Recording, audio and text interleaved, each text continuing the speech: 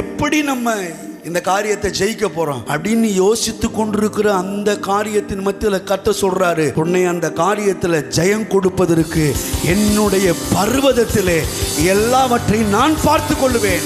நான் சொல்றேன், ஆதாமுக்கு தேவையான எல்லாமே அவருடைய பர்வதத்திலிருந்து பார்த்து கொள்ளப்பட்டதுதான். ஆபிரகாமுக்கு தேவையான எல்லாமே அவருடைய பர்வதத்திலிருந்து பார்த்து கொள்ளப்பட்டதுதான். ஆகாருக்கு தேவையானதும் பார்த்து கொள்ளப்பட்டது, அன்னாளுக்கு தேவையானதும் பார்த்து கொள்ளப்பட்டது, இஸ்மவேலுக்கு தேவையானதும் பார்த்து கொள்ளப்பட்டது, ஈசாக்குக்கு தேவையானதும் பார்த்து கொள்ளப்பட்டது.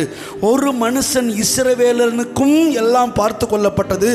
அந்த ஒரு மனுஷனுடைய சந்ததியில் பிறந்த 30 லட்சம் இஸ்ரவேல் ஜனங்களுடைய தேவைகளும் கர்த்தருடைய பர்வதத்திலே பார்த்து கொள்ளப்பட்டது. நான் சொல்றேன், கூப்பிடுகிற காக்கை குஞ்சுகளுக்கும் அவர்தான் எல்லாவற்றையும் பார்த்து கொள்கிறார். கூப்பிடவே முடியாத காட்டு புஷ்பங்களையும் அவர்தான் பார்த்து கொண்டிருக்கிறார். இவ்வளவு தூரம் இந்த சாதாரணமான காரியத்தின் மேல அக்கறையோடு அவர் பார்த்து கொள்ளுவாரானால், உங்களுக்கான எனக்கான எல்லாவற்றையும் பார்த்து கொள்ளுவது எத்தனை நிச்சயம். நான் சொல்றேன், யெகோவா ஈரே, புதிய மாதத்தில் எல்லாவற்றையும் அவரே பார்த்து கொள்ளுவார்.